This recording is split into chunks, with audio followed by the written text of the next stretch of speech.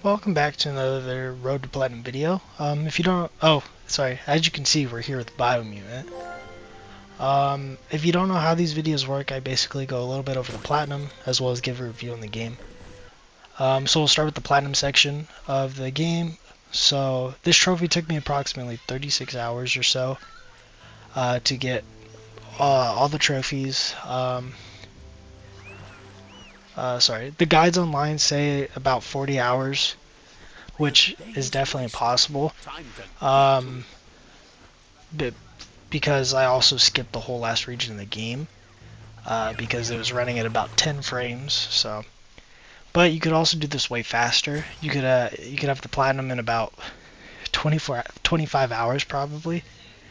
But in terms of the platinum, the entire platinum is straightforward. Nothing is really hard, and I kind of did everything naturally as I was going through the game. The only thing I had an issue with was the last few trophies. I saved for the end, which were to get a certain amount of animals. And these were annoying because they were based off time. So the guppies and the gum ducks sucked because you had to wait a minimum of 30 minutes before you could go back and get them because they only spawn at one part of the map.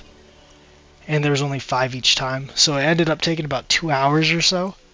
And then the glitter moths, there's only 1 or 2 that spawn during a day basically. And it takes forever for them to spawn, so that took like 3 hours. So it was overall just a very shitty and boring 5 hours, which was the end of the platinum, so it just sucked. I'd probably rate it like a 2 out of 10 in terms of difficulty. It's a very straightforward platinum. I did not look up a guide for anything except for the animals. So, yeah, let's move on to the review portion of the game. Of the video, sorry. In terms of story, there is not much of one. It's very basic. So overall, there's 4 big monsters that are chewing at the tree of life's roots, and you got to go kill them. And while you're doing that, there's also a tribal war going on, and you have to go and defeat each tribe and try to unite them. Or you can just let the world end and fly away in a spaceship. that's the whole story. It's very simple. The dialogue really does not matter. I found myself towards the end of the game just skipping dialogue because majority of the interactions just didn't really matter. And none of the characters are charming and you don't connect with them because they're lifeless. You don't hear a voice, you hear them mumble, because it has its own made-up language. And there's no kinds of animations or facial expressions, so you don't get... I just didn't get a kick out of listening to the characters talk or experiencing things with the characters. It felt very lifeless in terms of that. I did like the fact that the narrator was there narrating as you did things and kind of dropping into conversations, but the overall story and the characters just don't matter. It's very simple in terms of storytelling, and you just can't connect with anything because, like I said, there's no facial animation, so there's no personality. Also, the game does have like a karma system, but it doesn't affect the story really at all. It does, because you could either just choose to leave in a spaceship or save the world, but that's it. And then the karma system also gets you access to certain powers, but you can fill up both gauges in one playthrough. So you can be max light, but have enough dark to get all of the dark powers, and vice versa. So the karma system really doesn't matter. It's just kind of thrown there, I think, as an incentive, but it doesn't matter like at all. So yeah.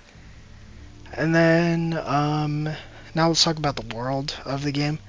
I did enjoy exploring. I completed majority of areas, but the thing is, exploration is very simple. There's not a lot to do, and what there is to do, it's a lot of the same stuff over and over again. So there's multiple puzzles in the game, and the types of puzzles differ and stuff like that, but they're all fundamentally the same thing. It's very simple puzzles,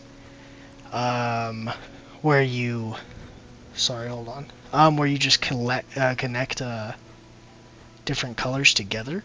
You just make sure the same color is touching each other, you know what I mean? So, puzzles are very simple. Yeah. And then in terms of what you get for just doing puzzles and exploring is resource points as well as gear. But by the end of the game, the resource points didn't matter because they didn't plan ahead. So the whole last of the game, I was collecting points and upgrades, and they weren't mattering, and that is simply because they didn't think ahead. I was getting points, but I already unlocked everything in the menus, so I had nothing to do with them. And that's kind of the whole theme with this whole game. It just overstayed its welcome, in my opinion. It started off really strong, but yeah. So in terms of open world, you just get resources, the same kind of puzzles, same locations. There's no location storytelling, like at all. And it's all just copy and paste buildings, just with the layout slightly adjusted. So exploring was cool, but because you were getting different gear and stuff, which I'll get into the gear in a second, but at the end of the day, it's a very simple exploration. And that's kind of the whole thing with the game. It's very simple and nothing stands out about it. There's a lot of side quests to do also around the open world, but like I said, you can't really connect with anything. So these also didn't really matter, and most of them are just fetch quests anyway. In terms of traversing the world, there's many types of mounts. At the start of the game, I was getting introduced to a lot of different things and different kinds of transportation. And it was keeping the game fresh for first like 10-15 hours. Like right out of the gate, you get a mech, but you can only use the mech in a little part of the map. And then I went another 5 or 10 hours with just a normal horse. Then I get over here into the ocean, and you unlock a boat. And then if you unlock a side quest, you get like a whale shark thing that is basically the same use as the boat, but you can only use it in that location, in that water. You could be on the other side of the on the other side of the map in water, and it won't let you spawn it in sometimes. So all these mounts ended up feeling pointless. And then once you get to the end of the game, right at the end, you probably beat the game by the time you're exploring the last zone, you get a fucking blimp. But guess what? The blimp only works in that zone, the tiniest of zones. So majority of the transportation is pointless because you cannot use it anywhere on the map except for the zone you got it from, which it sucks. But yeah, that's basically it with the open world. It looks really good, but it's very basic. Let's get into the combat real quick. This is also a very basic part of the game. Started off really strong in terms of combat. It was very tanky, and it stayed pretty tanky even with me upgrading things. Enemies are still very much health sponges. But at the beginning of the game, I was very intrigued. I was unlocking new moves and stuff like that, and I was like, okay, once I get these moves, surely more moves will pop up on the menu. But no.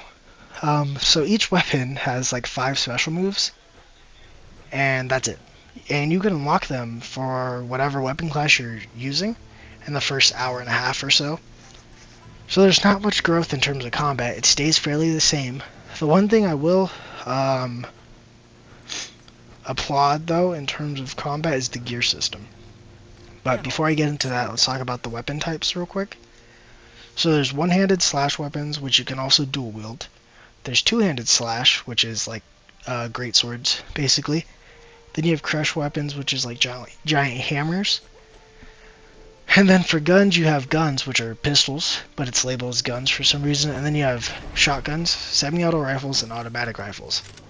I found the pistols or semi-auto rifles being the strongest. I used a semi-auto rifle from the first like 5 hours into the game for the rest of the game. So it's not a hard game. But yeah, and each one of these have about 5 special moves, and that's it. Like I was saying about gear, though, gear is amazing because you can kind of use the same weapon from the start and upgrade the materials, and it'll make it super good. It's also like modular, so you can change just the handle or the base weapon. So you can have like a katana sword with a banana as a handle, and then you can also do add-ons which increase its damage. Sorry.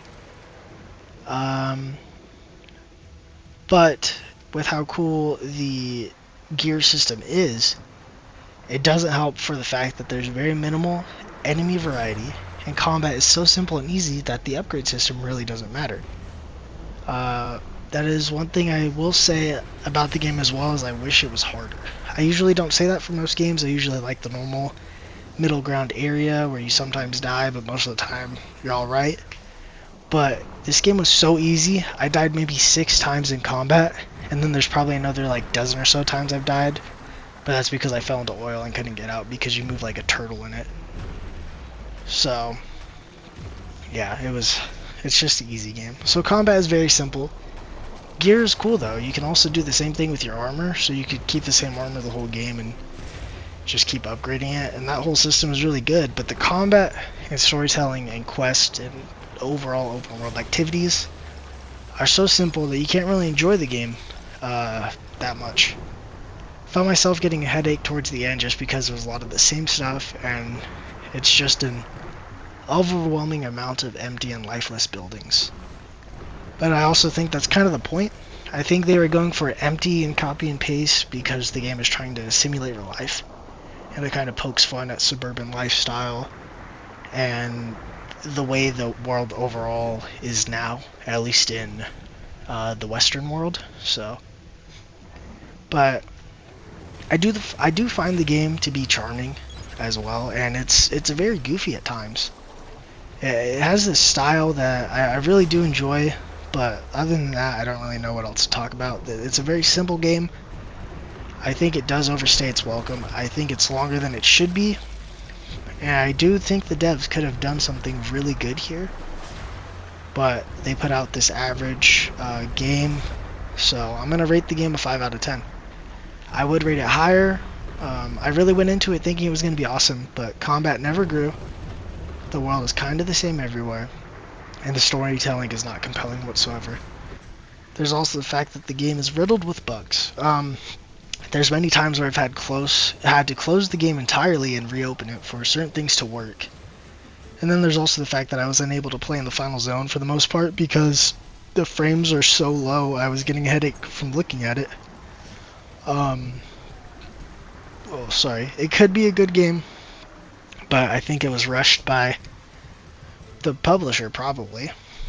But yeah, 5 out of 10 on Biomutant.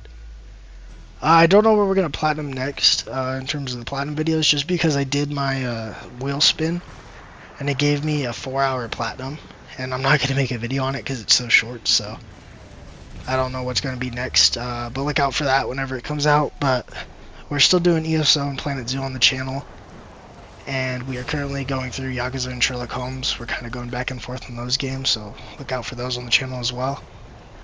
But yeah, this was a game I was very excited to play, but it overstayed its welcome. It's probably a good 15-20 hours too long. Like this would be a good game if it was like 15 hours long and the map was half the size. But it has nothing going for it. The combat really should have evolved over time, and it didn't. It stayed the same the whole way through, and there was nothing crazy. Even the stuff you're seeing in the background, this is the craziest part of the game, because you're in just like a submarine fighting a fucking turtle. But the fight is so basic. I did not die a single time. The fight, there's nothing to learn. You just go in and spam R2 and that's it. So combat was just overwhelmingly simple. Combat never grew. The skills should have been longer. The skill tree definitely should have been longer. Karma didn't matter. I get what they were trying to do with the whole have its own language thing, but it ultimately made characters just distant, and you couldn't connect with them whatsoever because they're not speaking the language you hear. I mean, you're getting more connection with the narrator than the actual characters, you know what I mean? And then in terms of just storytelling, it's very simple. The whole story was you talk to this person, get this, come back to him, tell him you got it, he'll give you something, and then you can go either beat one of the monsters, or it'll be something for the forts, or for the tribe war, which the tribe war was so simple too. I was very sad about that. I did the first 2 regions in the tribe wars, or like the first two tribes is what I should say, and that was really fun. Each outpost was somewhat varied. The forts were cool. And there's like new mechanics with each outpost. But then I started getting into the last 4 tribes, and the rest of the outposts and forts were all copy and paste. So it just didn't feel good. It was very annoying by the time I got done with it.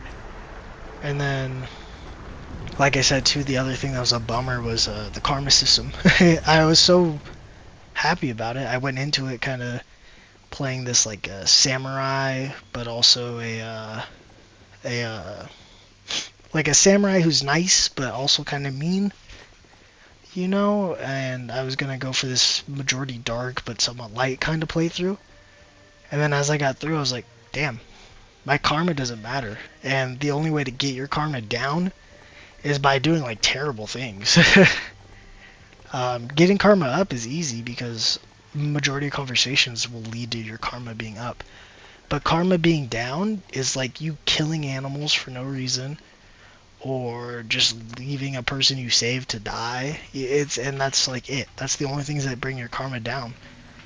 So other than like praying to dark statues, but it felt not right in terms of like the way the karma system should have been.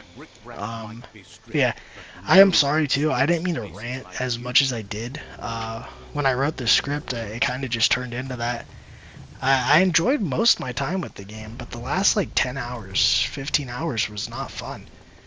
Yeah, I'd say the last 15 hours weren't fun, because those took me the longest to do. Those last 15 hours of the platinum took me like a good 2.5 weeks to do. The first 20 hours I did in like 4 days. So, it was just, I don't know. I didn't have a lot of fun at the end of the platinum because, like I said, everything's copy and paste. You could see one of the puzzles here, by the way. That's exactly what all of them are. Every single puzzle in the game. Except for one where you do like a quick math problem. But, yeah, it's, I don't know. I was very excited starting the game. The first 10 hours were amazing. The 10 hours after that were pretty good, and then the rest of it was, just kind of whatever, so. But yeah, like I said, I don't know what we're platinuming next in terms of these platinum videos.